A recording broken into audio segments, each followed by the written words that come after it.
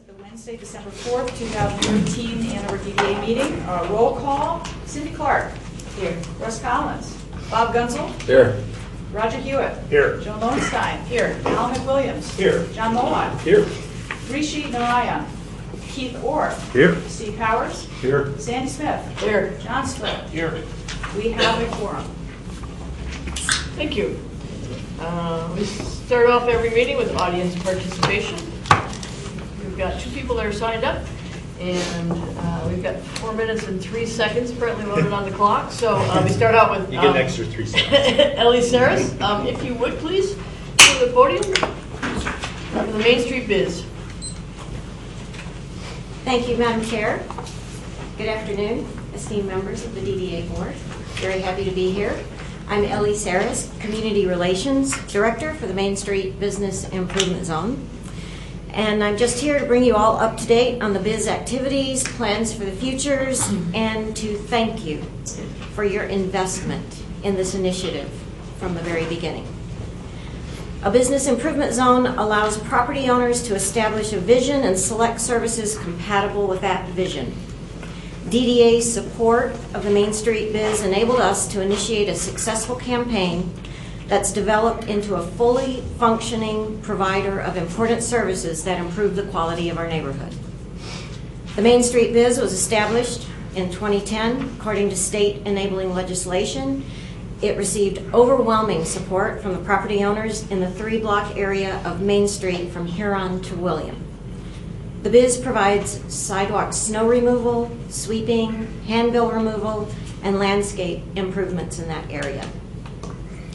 The services and contractors have been skillfully managed by the Biz Board of Directors within the parameters of an annually approved budget. Funding for the Biz is generated by an assessment added onto the property owner's summer and winter tax statements. The Biz Board has been diligent in protecting the property owner's investment, and as a result, the fund balance is healthy enough, even if we get a severe snowstorm season, to forego the December assessment. The Biz Board was very happy to inform the property owners that no Biz assessment would be on their 2013 winter tax statements.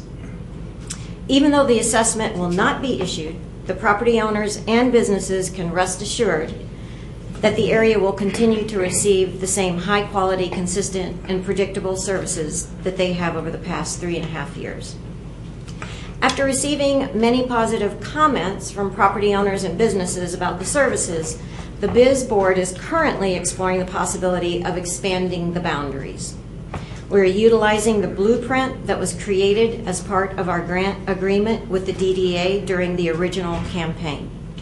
The blueprint was distributed to the other downtown associations when the Main Street Biz was established, and will be updated to include changes in the statute and procedures as we go through this process. So, as an expression of our thanks, the Biz Board would like to invite you all to join us on January 28th for coffee and pastries and talk about the Biz, if you'd like to, right here, January 28th. We'll have donuts and all that, just to get to meet you, and we're not asking for anything, but we totally appreciate and have very much gratitude for your support and your initial vision of how downtown can be. We have a website, AnnArborMainStreetBiz.com, and you can keep up with the news in that way. That's my talk, and if you have any questions, I'm happy to address that right now, or Ellie, what time on the 28th? 9 o'clock. And if you'd like to come to our board meeting, you can come at 8. And Joan is on our board, so she'll be there for sure. Good. Thank you. Thank you. Our next speaker is Brad Moore, 624 Church Street Project. Good afternoon. I'm here today to ask the DDA to consider a modification to the terms under which the 624 Church Street project will be leasing spaces under the city's contribution in lieu of providing on-site parking arrangement. Currently, we have been allocated 48 spaces to lease from the DDA for the minimum period required under the zoning ordinance, which is 15 years. It's come to OPUS's attention as they are now getting in line with their financing, that the financing companies would like to have 2 10-year extensions added to that agreement, so that the length of the agreed upon leasing of parking from the DDA would coincide with at least the minimum 30-year mortgage for the underlying end loan financing. So we'd like to ask the DDA to consider amending that agreement to add two 10-year options for renewal after the initial 15-year period, so that that agreement would exceed the minimum of the 30-year financing period. I don't know if you have any questions, if you want any more information, but that's what we're asking. We can bring this to the board as an action item at the Ops Committee in a few minutes. Okay. Thank you.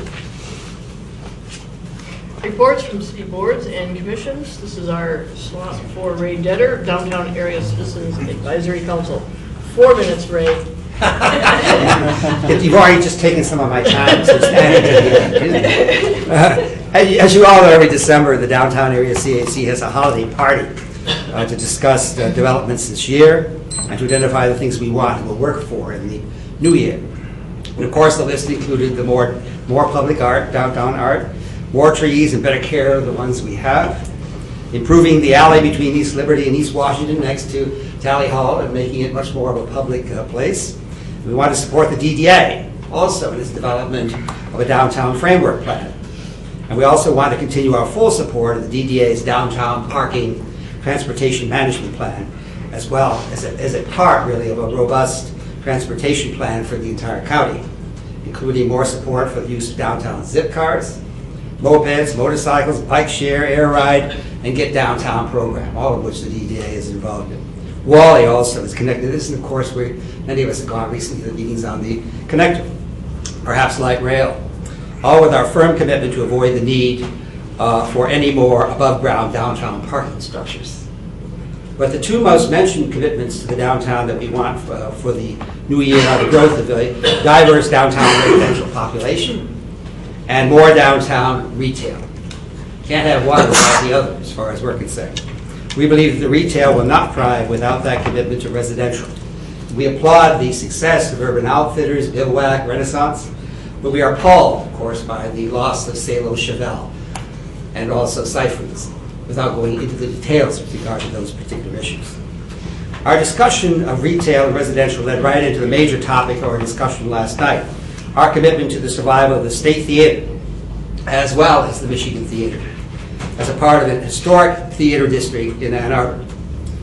That district, to many of us, those who live nearby downtown and also in the downtown, defines the essential identity of our downtown. Many of us remember the importance of the campus theater at South University and the catastrophe of its loss for that particular area. The central draw of the Fifth Forum near Main Street, which is also gone. The latter two are gone, and they were major losses to the areas where they were located. Yes, we know that there is a demand for office space in the downtown, but no additional office space can possibly equal the value to downtown as a destination as our two remaining movie theaters. The Michigan Theater in 1928 provided the venue for the first talking pictures in Ann Arbor. The State Theater has been around since 1942. That's over 70 years. Actually, Ray, it was the Orpheum that was the first talking picture. They were gone. Oh, yeah, but you're right. That's true, yeah. But it wasn't long. No, it's true. And I think it was 28. Weeks after. Really not 28. Yeah, take that off my time. And of course, people don't realize this, but the State Theater attracts 50,000 people a year to that. Some of you may think it's a dump at this point, but there are ways of fixing it up and making it better. Many of the residents of downtown neighborhoods, as well as the downtown visitors, walk to the films in that area. Russ Collins' Cinetopia series, which we look forward to being expanded. And that, of course, will involve the State Theater in the future. To us, the state is also a future part of that whole success of that program and other programs that will be planned for the future in what we consider to be the theater district in Ann Arbor. And let's remember, I mean, we still have, and will remain that, it's the oldest film festival, and you correct me if I'm wrong, in the United States. Successful every year. And the State Theater plays a part in that as well. Yes, we know the problems of saving the state, but we did it with the Michigan Theater, and it's paid off.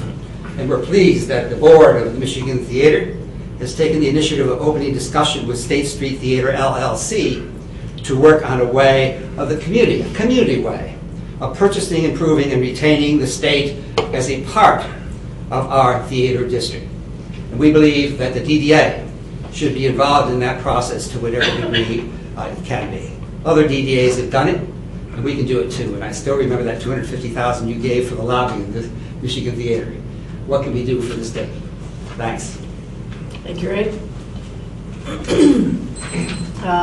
We are at communications from DDA members. I'm going to start, and as I have for the last 2 meetings, I've got some new members that I'd like to introduce and have them just say each a short paragraph about themselves. First, see Mr. Steve Powers. Thank you, Sandy. First of all, I won't need 4 minutes. I put 16 seconds. It's a pleasure to be with you. When the mayor asked me if I would be interested in serving, I agreed with enthusiasm, as I appreciate and understand the importance of the DDA to the overall mission of the city, and thankfully City Council confirmed my appointment Monday night, so I'm again very happy to be here. I've been with the city a little over 2 years, and in that time I've come to know Susan and have enjoyed our professional relationship between the city and the DDA, and I see my service on the board and working with you all as just strengthening that existing relationship between the city and the DDA, and I really look forward to working with you all. Thank you. Welcome. Cindy Clark. Hi, I'm Cindy Clark. I'm actually a retail owner on Main Street for Lily Grace Cosmetics, and I just opened up a month ago a second business underneath me, Lily Grace Spa. I'm delighted to be here. Lily Grace is my granddaughter. My family lives here in Ann Arbor. I was born and raised here in Ann Arbor, and I'm delighted to be part of working with everyone here. It's a full turn for me, but thank you so much. Okay, welcome. Thank you. There are other communications from DDA members.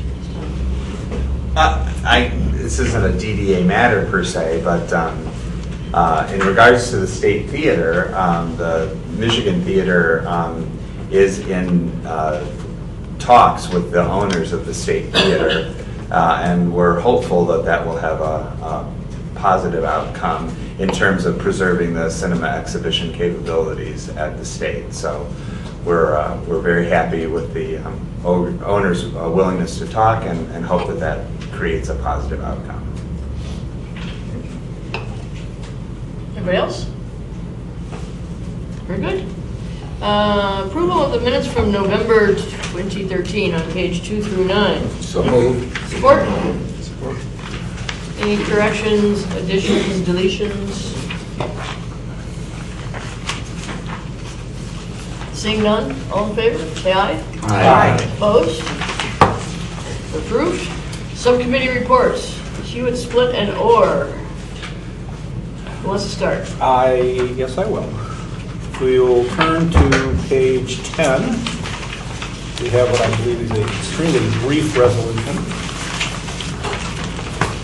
Resolution to accept the fiscal year 2012-2013 financial audit. I'd like to move the resolution for the committee. Support. Okay. As I'm sure most, if not all people on board know, every year we have by law, have an audit performed to ensure that our financial records are accurately stated. We use the same auditing firm that the city uses, so there's close communication with what any areas that affect both us and the city. The audit came back in what is this year termed, the current term for auditors is an unmodified audit, meaning that there are no changes. We used to be called a clean audit, but that's old terminology now. It's now unmodified. But there were The financial statements, as stated, do accurately reflect our condition, and so there's nothing really to report on the audit. There was one small suggestion on independent review of our general journal entries, which we have put into place. We have an accountant, CPA, on contract who reviews our financial statements, and she'll continue to, and she'll do that. So other than that, everything is just fine, according to our auditors. Outstanding. Thank Joe and I, if there are any questions, we'll be glad to answer them. We did go through the audit in detail and met with the auditor, and it was actually a very good conversation. And I think it's going to help us shape our budget for the coming year as well. All in favor? Say aye. Aye. Opposed? Resolution passes.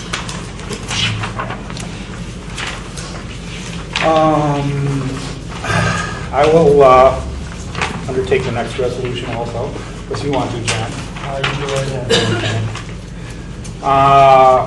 On page 11,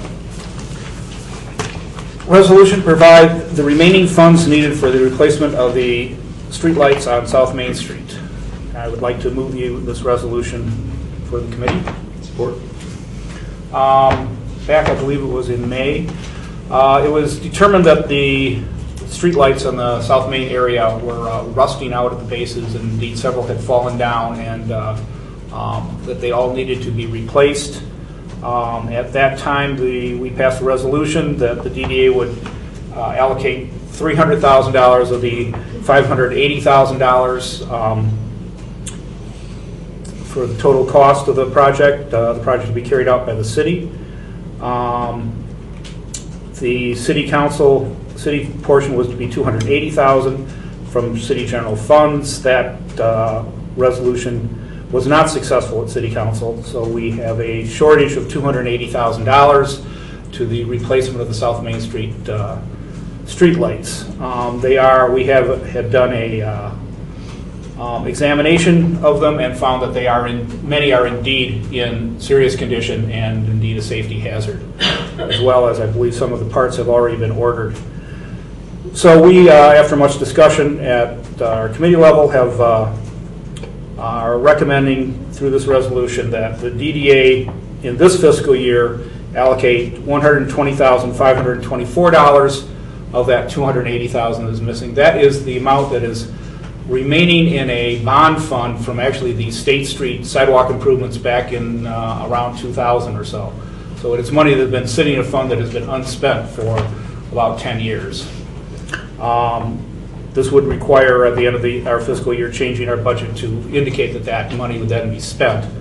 Then we are proposing that in the next fiscal year, although we've not put forth a budget yet, that we spend the remaining $159,476 out of our TIF budget in the upcoming fiscal year 14-15. I will be glad to try to answer any questions I can. I would love, Roger, to make a super friendly amendment in that the spirit of us trying to match the city's vernacular in fiscal year, that we change these to third paragraph 2014. So basically strike the 1-3 and the slash. Okay. In the indention, same thing, but it's the 1-4 and the slash. And also in the last. And in the last line, the same correction. Yeah. I will view that as extremely friendly. I appreciate that. I've struggled with that for a while, and I think it just keeps it simple and clean to stick with the city nomenclature. Anything else? Anybody? I have a question. So was there conversation about the State Street Improvements project? Status and... Well, the project was completed, say, over 10 years ago. This money was left over.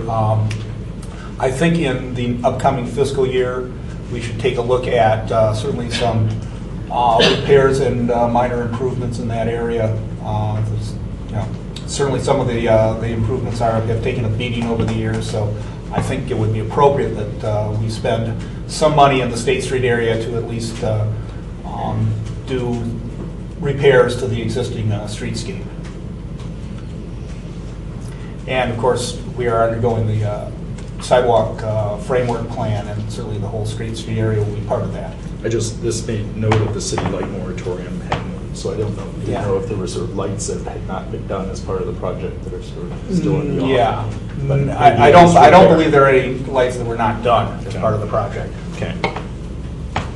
There were supplemental lights that after we had done the design, were recommended. There were supplemental lights that as we did the project, we realized that our light selection didn't cast as much light as we had hoped. There are some very, very tall ones that didn't cast as much light as they had been predicted, and the light plan was done at a time when light pollution was a great concern. So the light levels were very low, and some of the light levels were supposed to be captured by the store windows casting light onto the sidewalk.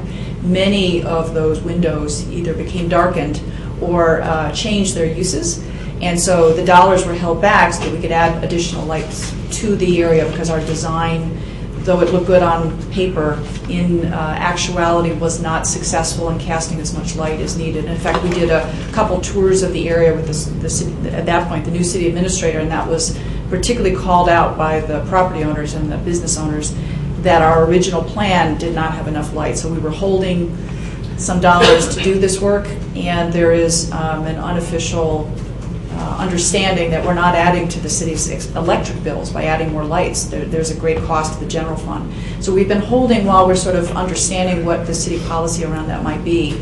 It's a good use because we're replacing existing poles on Main Street while that discussion still goes. So to that end, at some point at State Street, we will revisit the light levels. It's certainly an open question. Again, our original design, we held back thinking this might, sure enough, we weren't happy with some of the selections we made. Yeah. Thanks for the clarification.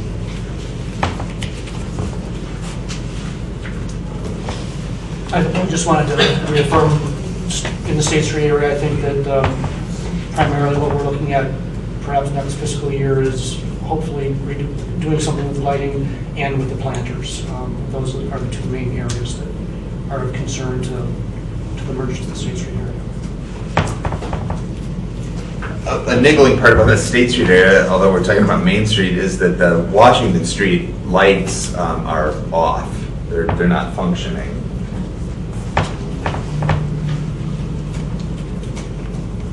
Any other comments? South side. On the south side.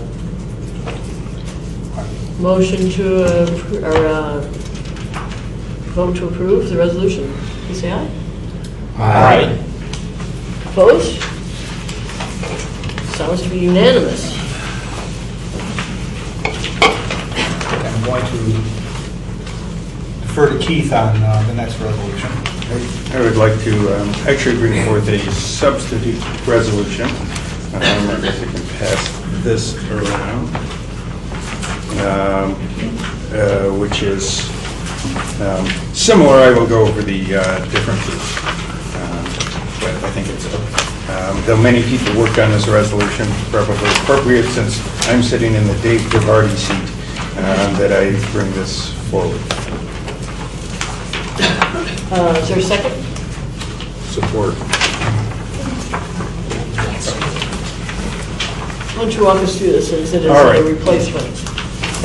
Let's see. Shall I go over the replacements first or go over it in general? Let me go over the replacements first, I guess. We are adding a whereas. This will be, in fact, look, they're bold. That makes it easy. So we're adding the whereas affordable housing throughout our community. This is on the back page. Is in the interest of downtown because a diverse downtown relies on having a diverse community.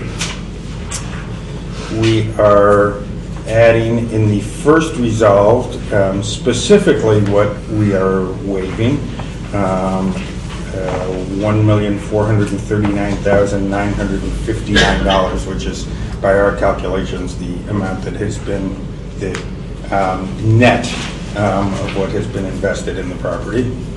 and then adding this resolved that the DDA strongly recommends that City Council follow DDA's example to waive reimbursement to provide the maximum benefit for affordable housing in our community.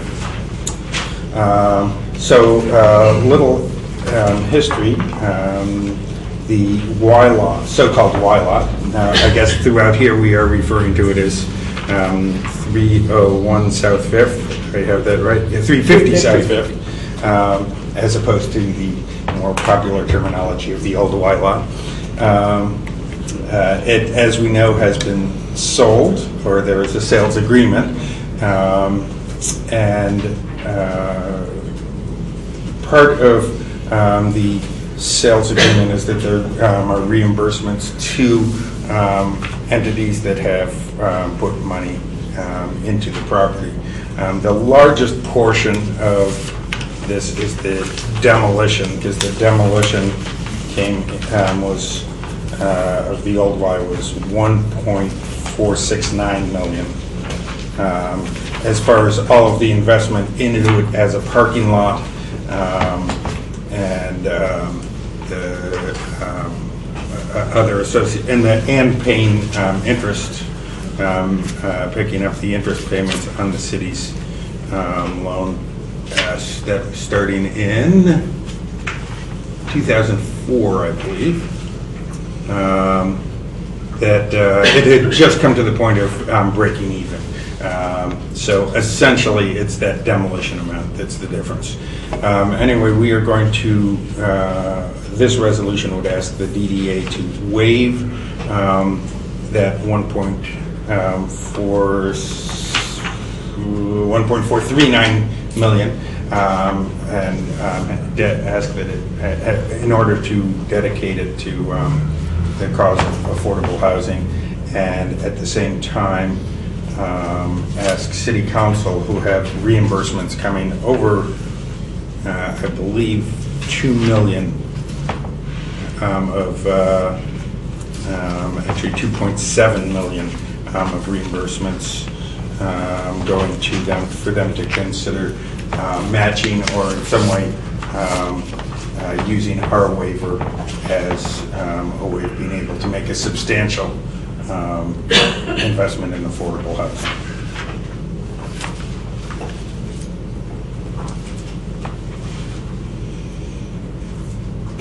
Commentary?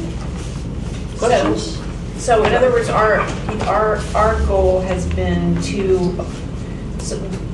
that there be the maximum amount from the net proceeds of that property sale that would go into the Affordable Housing Trust Fund. Exactly, and obviously we don't know what that maximum amount ultimately would be, but this is going to be everything that we can do to maximize it so that a substantial amount can be set aside for affordable housing. And it would be throughout, unlike our commitments to affordable housing, which are specific to the DDA district and within a quarter mile, I believe, of that. This does allow the city more flexibility than our own investments, that it would be able to be throughout this community.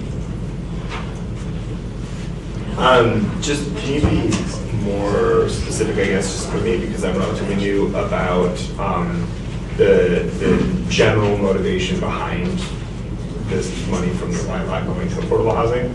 So like, what's the general motivation? Well, let's see. One, I guess, is historical, which is that when the city took over the Y and the demolition occurred, there were about 100 units, is that about right? 100 units in the building that were affordable housing, and very low income. Actually low income housing, absolutely. And so there's always been this feeling that that the proceeds from the sale should help low income and affordable housing. So that's sort of the oldest history of it. And in the past couple of years, I believe actually even when Sandy, you were still on council, there was council was already talking at that point about it being an asset that when it was sold would be able to be used for affordable housing. So it's not a particularly new idea. It goes back really to in one sense or another, to the point when the city took over the property. Bob, did you want to add to that?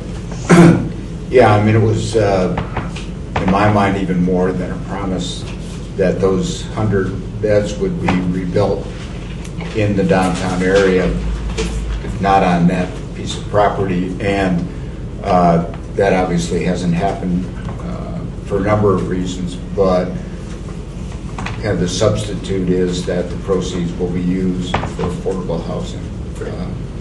As Keith said, that's the history of it, and a lot of people remember that community commitment that was made. Great. Does the city have any specific plans for building or causing to have built affordable housing, or contracting with the Delana Center to run supportive housing? I mean, there's a fund being established, but is there any strategic planning to actually execute anything? Well, the council's first action is really the sale of this property, and actually the proceeds from the sale aren't specified in the sales agreement. It's a council policy decision. And the idea is to replenish the Affordable Housing Trust Fund. After that, then specific actions can be considered. At this time, there aren't any that I'm aware of that are pending. That would be the next step once funding is provided. But there's no strategic plan that the city is party to, other than collect a bunch of money and maybe use it someday to use it for affordable housing? The city council has no strategic plan, from what I mean. Is that what it? If they do, that's great. The city is a party to it, but that's a term you used with the Washington Housing Alliance and with the County Office of Community and Economic Development. There is not a city-specific plan at this time.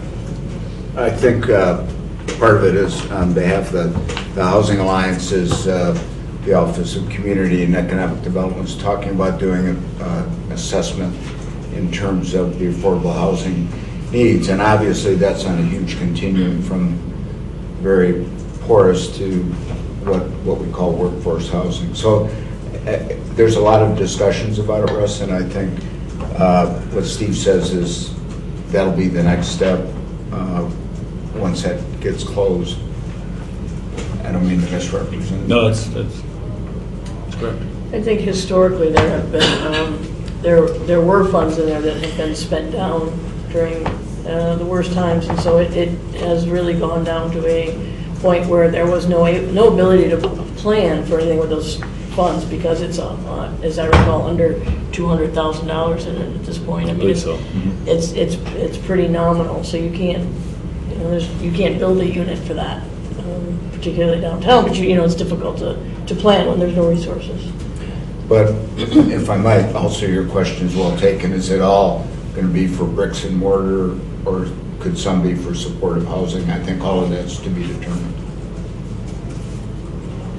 Well, I've got concerns about how prudent it is for us to allocate money towards a generally good idea, but with no clear strategy of what to do.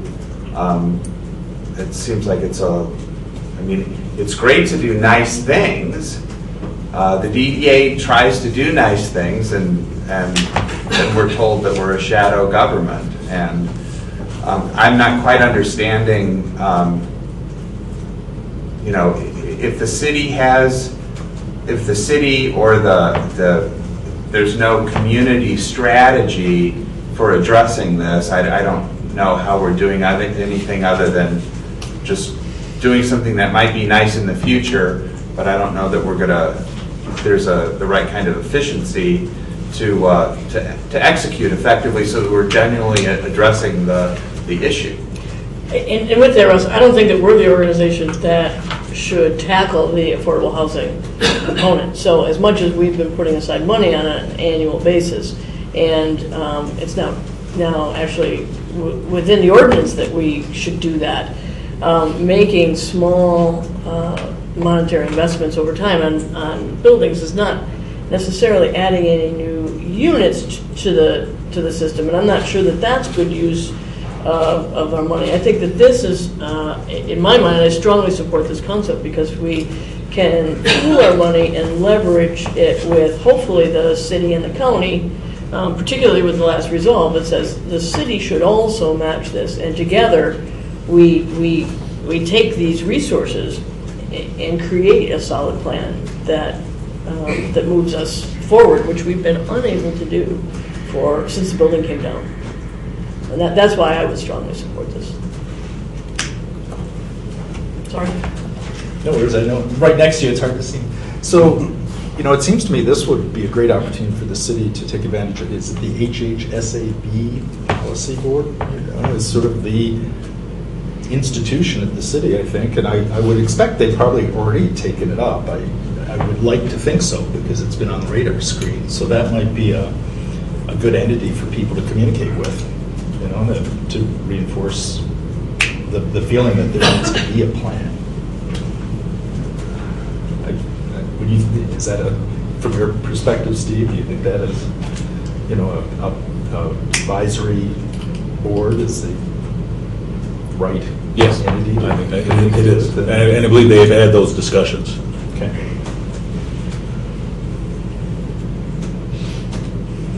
Anything further? All in favor, please? I don't know that I'm going to second. And keep it moving. I second. I think Bob did. Okay, sorry. Okay, having been moved and seconded, all those in favor, say aye. Aye. Those opposed? Thank you. Passes. Sandy, at this point, I'd like to, since all the resolutions are good for, I'd like to bring forward another resolution to address Mr. Moore's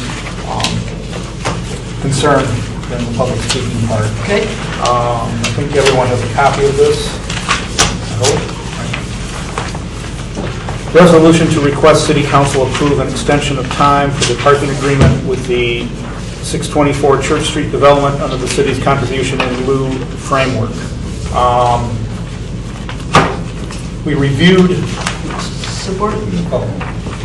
Moving it forward. This just came to my attention today. We have, staff has reviewed what we've done in the past. My own experience, although somewhat dated in commercial real estate, that funding on major commercial projects tends to be about 20 years. We have done that in the past on other private projects, Ashley Muse, McKinley and Village Green, city apartments. So I would like to put forward this resolution to add an additional 5 years to the current 15-year project parking agreement. So the parking agreement would run at the owner's option for 20 years instead of 15. So for clarification, we've got this resolution with the blank, and you're suggesting that blank is filled with 5. Yes. Discussion? John? Mr. Moore seemed to be asking us for 30 years. Yes. 35, 15 and 2 10s.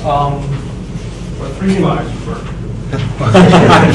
Sure it is. Would you like to come up and perhaps tell us why 30 years is the proper number and not 20? That was the term that the financing agreement that has been able to work out with their lender is a 30-year mortgage. And so that's why they wanted to have the parking agreement at least be for that 30-year period. And so would this endanger your financing? I think it would. So could that 5 be 15? That would be to meet what his financing, the statement of finance, that would need to be changed to 15. I am somewhat reluctant to commit to a parking agreement for that length of time. I guess I would like to, personally, I would like to see some evidence that a 20-year financing plan, which in my experience has been pretty typical in commercial projects, is not possible before we set a new precedent of a longer. 30 years is tying a significant amount of parking at a structure, probably possibly past the length of the use of that structure. So should we table this, or do we get more information? I'm fine with tabling it until we get further information. Sure. I actually don't have any documentation with me today, but I'm not sure it would necessarily have to be tied up in that one structure. The options could specify that they could be within the DDA system. It's still a significant amount of parking that would be tied up for a very, very long period of time. And something that I guess I'm reluctant to set a new precedent for something like that, because that essentially opens up for all future developers that come forward wanting a 30-year term, and it's not necessarily the implications of this project in this one area, but of what we might be committing ourselves to on future projects that use parking in lieu of.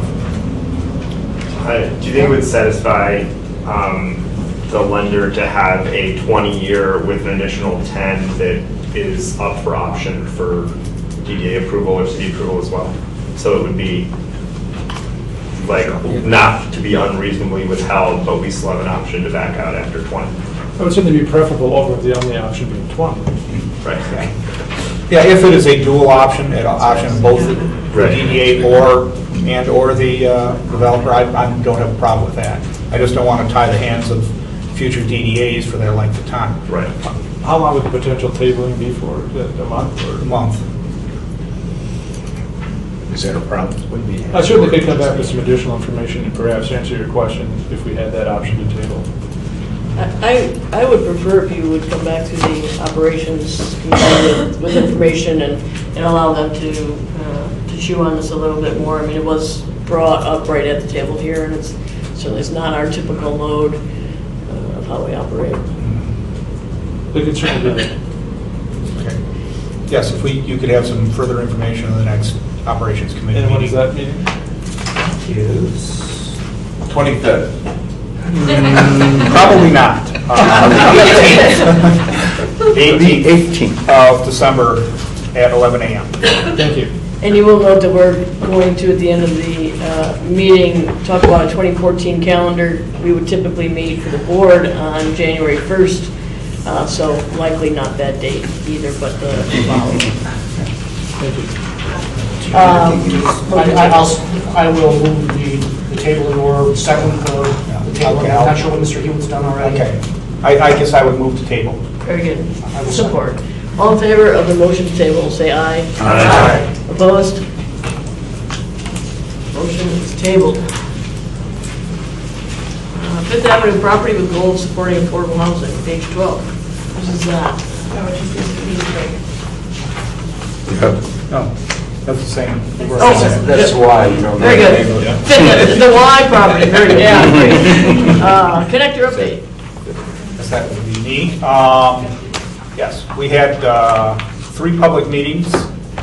Oh, we have the video. Oh, great. We had 3 public meetings, and among other things, we showed video. You're used to this, aren't you? Just don't roll off the back of it. The rest of us are used to scattering quickly on our block.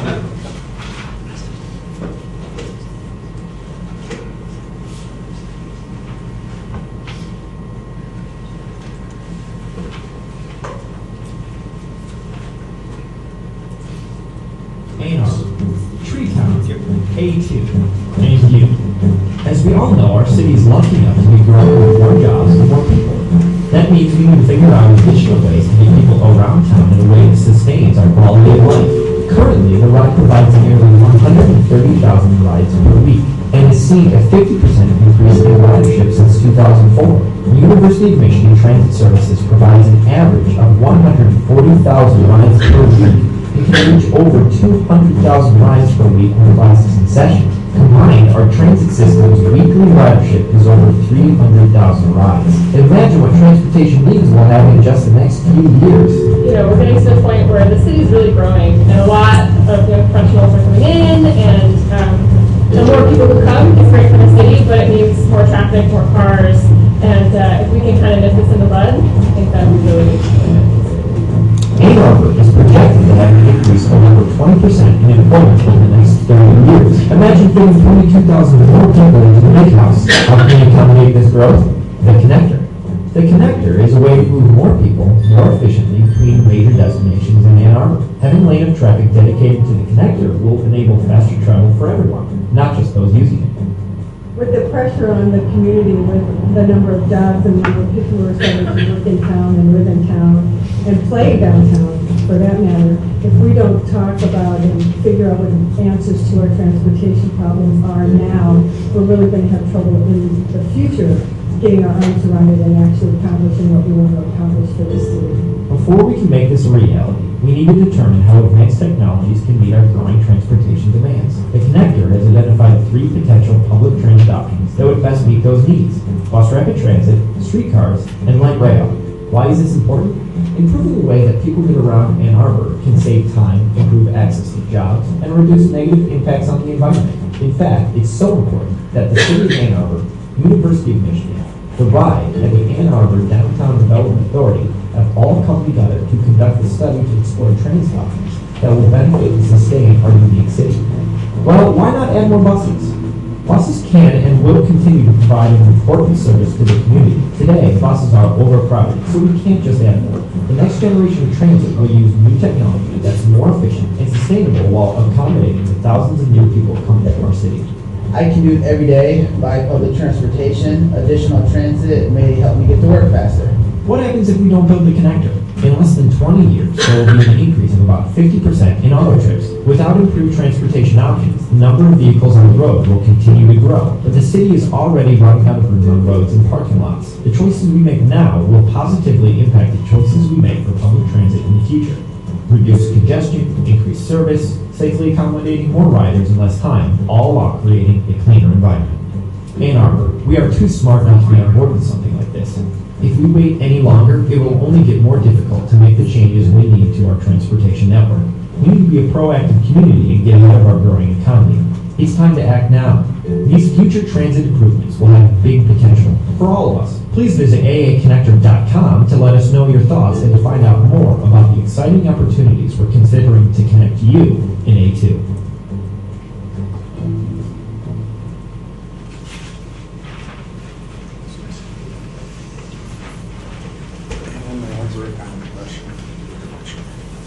Is that the update? That's the big part of the update. There was, as I mentioned, 3 public meetings held the first part of November. Specifically, we were trying to get input on the different route options. And we had pretty good turnout. The morning one wasn't that heavily attended, maybe about 10 people or so, but the noon and evening ones each had over 25 people at each of those meetings. And we had a lot of questions and a lot of information exchange. There wasn't as much feedback on specific transit routes, I think, as we would have liked. It's probably, it's you know, unless you're in the nitty-gritty of it, it's a little overwhelming to look at all the different possibilities on where routes could go. So I think we have a technical committee meeting this Friday that we're going to try to do a little refinement on what the options are, and then a follow-up meeting on next Monday of the entire management committee. So I'll keep people posted. But it does, the study does need to be completed in the first part of the upcoming year, probably the first quarter. So what we come up with, which will be the preferred local option alternative, we'll be coming up with in the next few months. So I'll certainly be keeping people updated on it. Roger, even though that like sort of boomerang looking route that would go all the way down to South State, there would be significant impact to where it lands in the downtown, isn't that right? Absolutely, and there has been extensive discussion about that, and will continue to be. One route possibility we have looked at would be just to be going south on State Street. There are significant problems with the width of all the roads, but particularly going south on State Street, making that not possible. I have been pushing very strongly that it needs to come as far west as at least the Blake Transit Center. So there is a station in near the Main Street area. So we're at the moment looking at 2 stations, one in the central campus State Street area, one in the center of downtown Main Street area. Those, we not only haven't decided the route, we haven't decided where those stations would be. But that's what we're looking at the moment in the downtown is 2 locations serving both sides of downtown. There's some desire not to cross Main Street because of the time delay. One of the ways that we're going to be able to fund this with federal dollars, partially with federal dollars, is to show that there are savings in travel time. That's how the feds measure things. The trouble, if you go across Main Street, you then have to come back across to get into the South State Street area. And with the traffic on and backups on Main Street, the feeling is that you could very easily get backed up trying to get across in each direction during rush hour in the Main Street area, going across that Main Street. So keeping east of Main Street is sort of, I won't say it's the only option, but most of the options we're looking at do that. The street framework plan obviously would be keenly benefited by any information that's available, and I guess I'd even extend it to the point where if there's any information available of folks looking at the economic impact of what this means. There are really 2 parts to the street framework plan. One is sort of the more technical aspect of what we in the city can do with streets as we move forward, but the other is analyzing economic impact. And so this obviously could be a pretty big change to downtown. In fact, I'd be curious, sort of, what's the timing looking like? Well, we're talking about a while. For trying to. Well, this study is the second phase of the study. I think as most people know, we did a feasibility study which showed that the potential actually existing ridership that we have right now between North Campus and Central Medical Center and Central Campus justifies a more robust form of transit than we currently have. We are now in the alternatives analysis, which determines which is the locally preferred favorite as far as both route and mode of transportation. After that, you do an environmental assessment study to find out what the environmental impact is. After you've completed all that, then you essentially stand in line for federal dollars.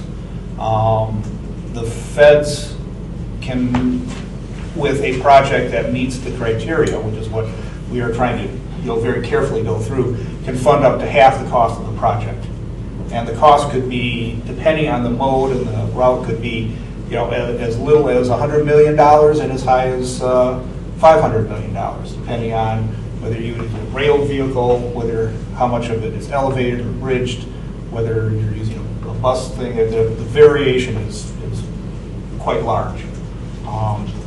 After you get the federal dollars, assuming that does, and then you have to line up the local match, which would be about 50%. Certainly the university has stated publicly that they would be involved in this to the extent that it would help serve their needs without any dollar figure being put on it, but just that they are certainly going to be involved.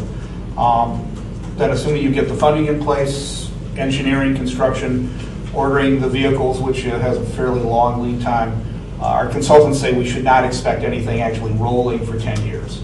I guess my specific question is the end of this phase 2. This is going to end probably the first quarter of this coming year. Oh, okay, so because that's within the next really 4 months. Critical. It would be good to coordinate as much of that information with Amber and with our consultants. Yes. I think we're pretty close on the downtown parts. Okay. We'll know more in, probably next week. So I think it's also something to put on the radar screen for the, for our whole group, because this is this is a pretty big change to downtown potentially. It certainly is, I think, difficult when you're looking at something that may be 10 years off to get people excited about it now. But something of this magnitude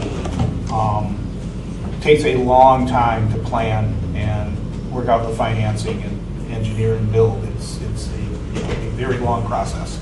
And I think any city that's undergone this knows that it's a very long process. And again, it's hard to get people excited about something that's 10 years off.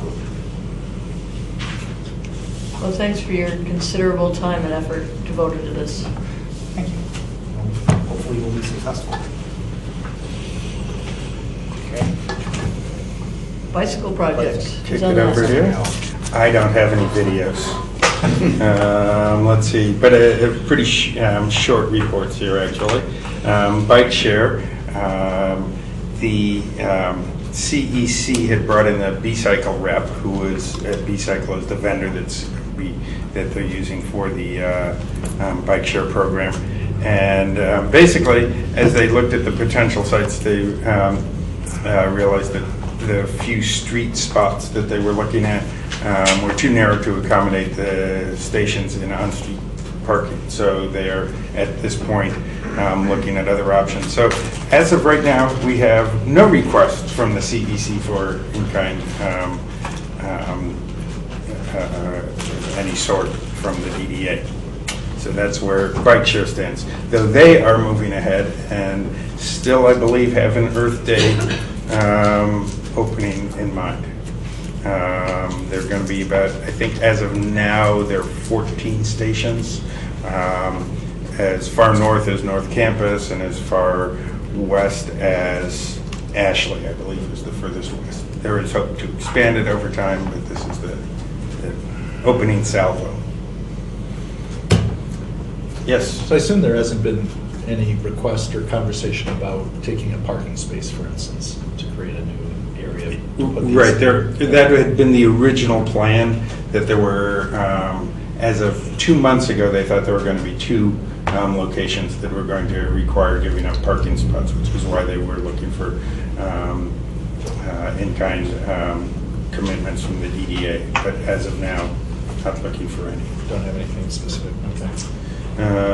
Who knows, that could change. If so, I'll let you know next month. Any other questions about the bike share? All right. Bike house. We actually got our first. Nancy came to the transportation committee and gave us our first usage stats from the bike house, and there were both some stats and some direct feedback, and the feedback's all been very positive. People love having it there. The stats do suggest it's largely a commuting option. When you look at the in and out, when the door openings occur, they're largely at the beginning of the day and at 5 o'clock. A few others, obviously, but that's the bulk of it. However, interestingly, it isn't the same people all of the time. That much like Go Passes, that it's being used as an option. So there's a wide. In other words, they're not just relying on this one mode of transportation, but it does give them one other option. So, and in fact, so successful, we're already talking about where else we can do bike houses. And I think we've talked about that some before already as well. And then finally, she also gave us GoPass stats for the last year. Continues to be a very robust and popular program. There's more rides, more participating organizations, more cards were sold and used. So it continues to be a very popular and important program. And if you have specific questions about those, Nancy's right over there. Okay, that's all I have. Parking for the NHL-related events, New Year's Eve and New Year's Day. So I've been before you at least once before, and just to give you, we have actually figured out the plan to bring us back. This year, for the first time, there will be a big activity at the stadium on New Year's Day. And preceding it, the puck drop event has been scheduled by the CVB on Main Street. And so when I brought this to you, logistics planning was underway with NHL, University of Michigan, City of Ann Arbor, and other participants, Visitors Bureau obviously, to figure out how we can accommodate a lot of visitors coming to our community at a time when often we don't have that. So New Year's Day is a good example. With Art Lowe's help and his staff at Republic, I think they've come up with a really good parking strategy for those events. And just to give you and the community an update on where our thinking is.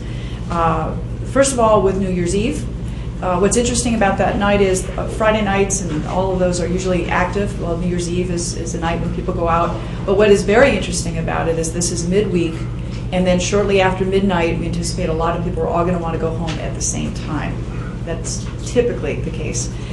So we've directed Republic to come up with a strategy of a flat rate fee at the facilities where we anticipate there may be some congestion. At this point, they're recommending 4th and William and Forest are two of the garages. They've seen this in the past. So there'll be a flat rate amount when people come in. At some point, the gate arms are up, and as people exit, they won't have to stop at the cashier booth, and that'll help to enable them to leave because they're all leaving at the same time. It will leave a little bit easier. And as we know more about parking demand, if there are other facilities that we need to do this, we'll direct them to do that as well. On the day of, City Council recently approved a road closure and strategies around the logistics of the stadium. There's a lot of buses coming in, particularly from the east. We also have shuttles running from Briarwood. So a lot of reliance on buses, which is to everyone's good to have those buses. But there will be some people coming in by car, and that's where we come in. Representatives of the NHL have asked us if we would staff the public garages for a couple reasons. The one in the beginning is some people can then reserve a parking space in advance, and at least that quantity of people will take themselves directly to the parking facility, as opposed to many others who will just go to the stadium and then do that concentric radius circle where they're trying to find that space. So as many people in advance as we can let them know that they can reserve a parking space, this enables them to do that. More importantly, the day of, what the NHL is hoping for is assistance to help with some of the patrons, many of whom have never been to our community before. So Republic Parking is ready to have them staffed. They'll have people on site between 7 and 8 o'clock in the morning. There'll be people flagging them in, as we do with Art Fair and some of the other big events. There'll also be people, we're calling them ambassadors, but really what they're going to be doing is handing out maps. This is where you are, this is the stadium. And as important, it's the map that kicks you back, because after you know how to get to the stadium, there's a lot of people walking there. It's the way back. Which garage are you in? The map is also intended to give us an opportunity to promote on the back the names of the businesses that are going to be open on New Year's Day. Typically businesses are closed, but many are opening in hopes that at least some of that 115,000 population will come back downtown.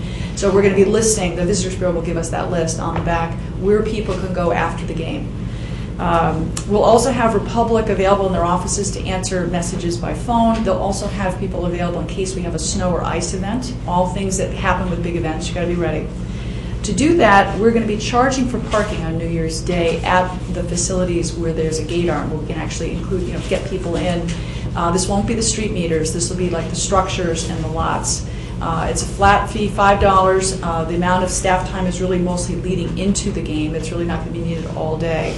The purpose of it is to reimburse ourselves for that cost. It was not meant to be an excessive amount. So I'm just letting everyone know there will be a charging at the gate arms, at the structures on the day of. And I think with this, dovetailing with the shuttles, there'll be 2 shuttles running through downtown. A primary stop for one of them is at the Library Lane Garage. Another one of the garages is at the Forest Garage. We'll be dovetailing our operations with the buses that'll be then serving these patrons to get them to and from the stadium.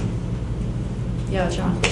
Has anyone developed a projection of how many people are going to be needing to park? I mean, I know there are a lot of buses planned, but obviously if you look at Pioneer being offline, you look at people's front yards having a foot of snow and that time of year not being used for that, and that's a lot of spaces. So I'm curious, has anyone sort of run numbers on all this? And To my knowledge, no. I believe that as many buses as they have been anticipating, they're now hearing about additional. So again, to the extent possible, they're really trying to urge mass transit as a way to get people to and from.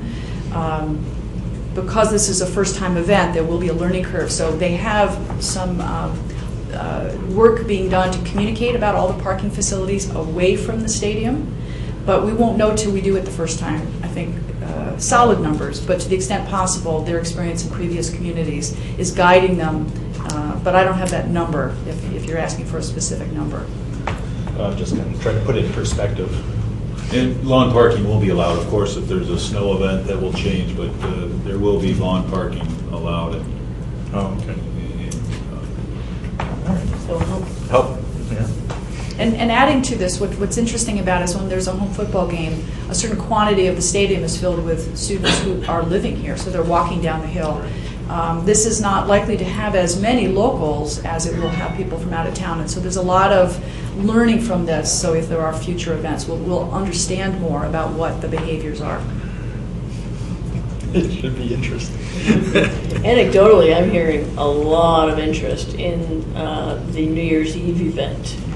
Because typically there's nothing going on in town. In fact, I think everybody leaves town to go somewhere else, and it's usually a very quiet night. And I have heard from many different facets of people in my life that they're excited for something to do. So it could be huge if we have the locals stick around and the visitors. It should be interesting.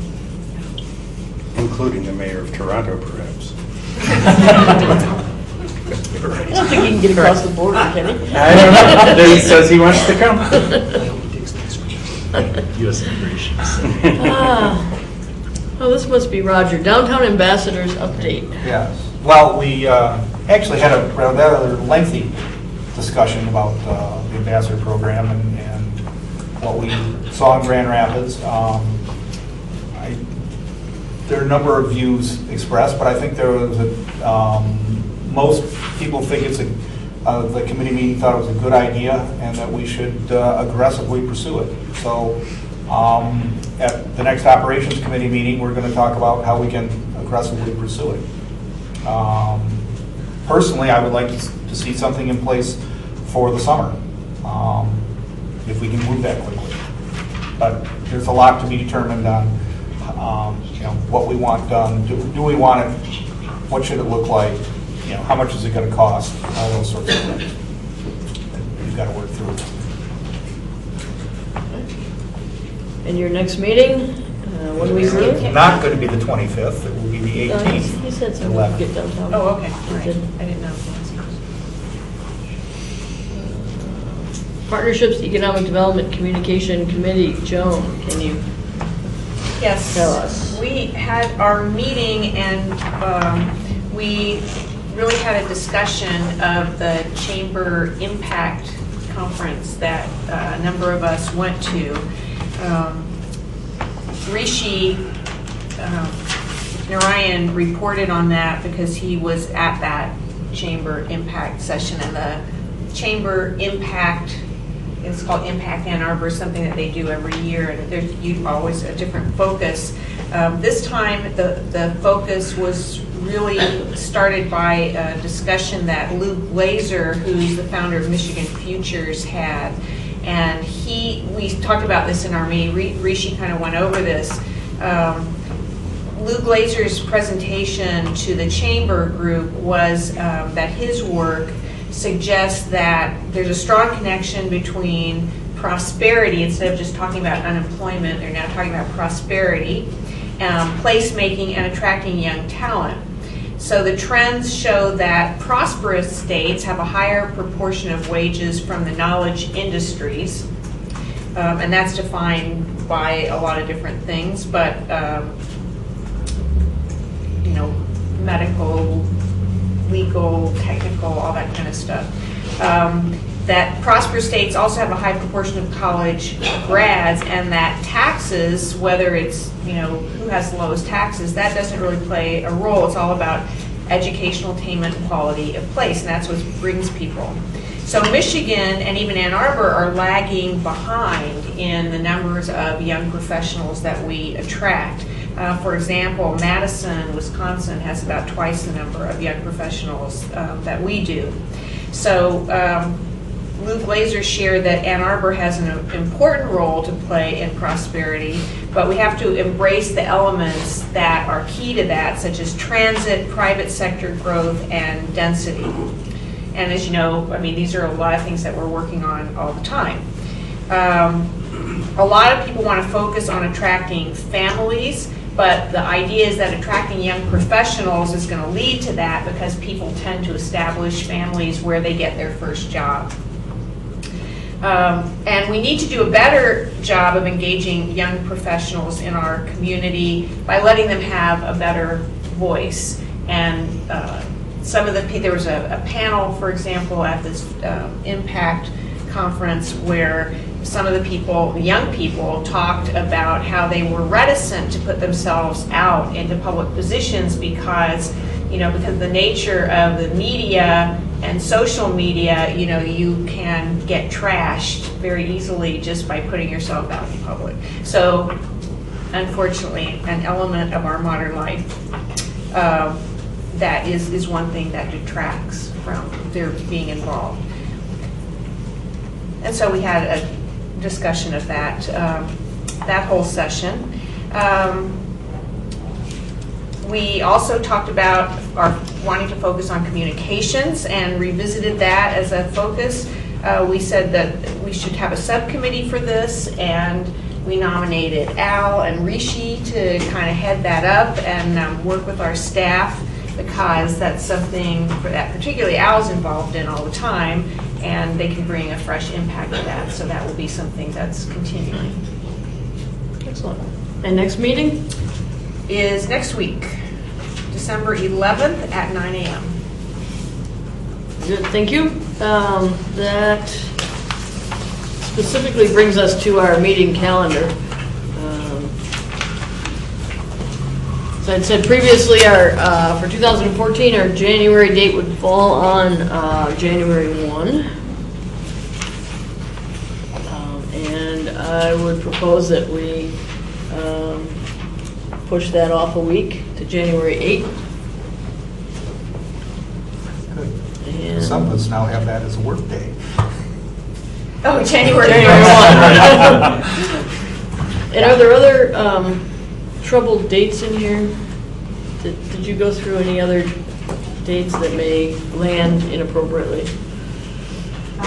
No, I think that's the one that is most troublesome, but I guess the first place to begin is we've been holding our board meetings on the first Wednesday at noon, and then all of the committee meetings we try to hold to Wednesdays. There was a logic to it so people could anticipate DDA activity, and then we keep you sort of free and clear on Monday, Tuesday, Thursday, Friday.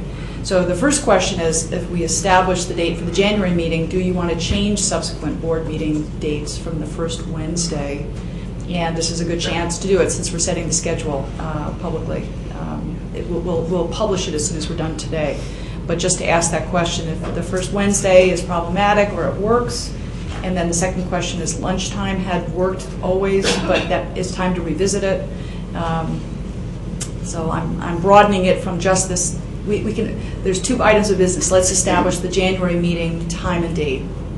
And then secondly, let's look at the committee and board meeting times and dates. That would be very helpful to us, so we could publish this. So the first question is the January meeting on the 8th at noon. Does that work for everyone? Okay. Yes. Yeah, so that item of business, okay, we got that off. I was just going to say, I don't know about anyone else, but for myself, I plan around the Wednesday, and it would be a lot to move it around to other times. Yeah. The noon works for I'm me. in sort of the same spot. Yeah, it would be Wednesdays very actually work pretty well. Yeah. So, I mean, if there was a will to change, but I've got my schedule pretty much set up, so it works on Wednesdays. Okay. I hate change. All changes bad. And with that, the Partnerships Committee meeting at 9 a.m. on the second Wednesday. Does that allow most of the people that are interested in getting there to get there? Well, 9's difficult for me, but I'll keep going. Good? Do we need to address yet our partnerships for January? Because since our So we might as well meeting's move that gonna one be week. the second Move it to Wednesday. the 15th. Yeah. That makes sense.